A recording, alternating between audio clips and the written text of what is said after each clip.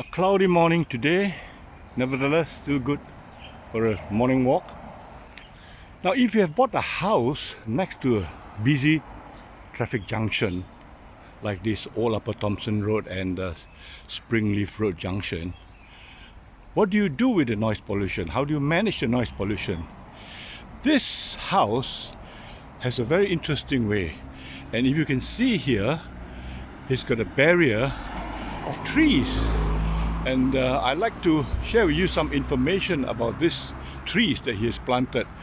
And look at it, it has gone right up to the level of the roof. It has probably formed a good barrier against noise pollution. The characteristics of this tree lend itself to planting very close to each other. As you can see here, as I pop underneath here, you can see how close the plants are. The trees are being grown, and it has formed a sort of a very strong impermeable barrier from vision as well as, I think, sound to the house.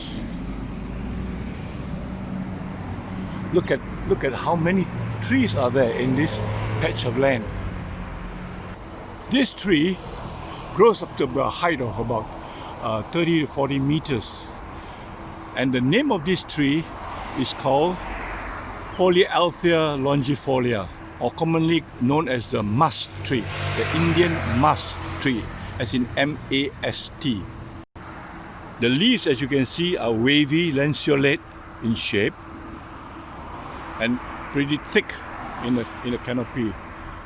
This is a view of the house from across the road, but trees have actually in fact very effectively block out the view of the house.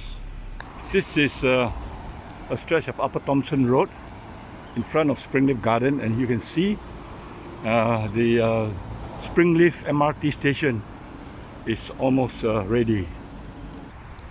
I'm now walking along Mandai Road, track 7, and this road leads to the Upper Seletar Reservoir. Along this road, you can see from a distance here the very distinct shape of this Maas tree. There are about 6 of them here, seven of them here, and 7 or 8 of them here, and you can see from a distance how tall they are and how straight their trunks are. And legend has it that in India, where this tree originates from, they use the mast to build, they use this trunk to build mast on wooden boats. So I don't know whether they still do it today or not. The shape of this tree is described as symmetrical and pyramidal. I've never seen so many mast trees planted all in a row in one particular location. Here I am on Mandai Road, track 7. You see a complete row of the Maas tree, or sometimes called the false Ashoka tree. This tree, as I said before, originated from India, and one of his names, he's got many names, one of his names is the false Ashoka tree.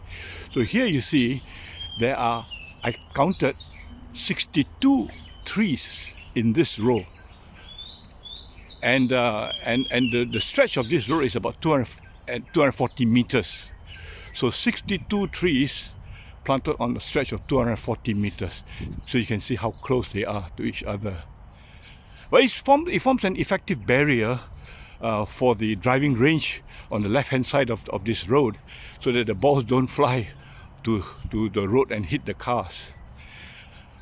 I was told that there are fruits from this tree, and the fruits produces some oil that is supposed to be medicinal and antioxidant and what have you.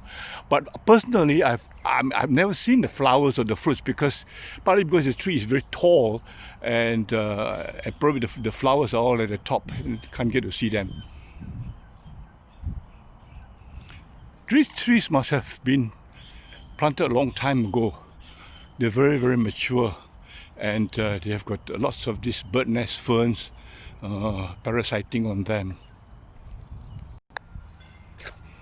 Again, like some of the other interesting trees which I've pointed out, the branches are whipping, willowy, and they all point downwards rather than horizontally or vertically upwards in search of sunlight. Okay, I think I've almost reached the end of this 240-meter stretch of Mast Tree, and I'm just going to say goodbye to you and continue with my walk this morning. Have a nice day. Bye bye.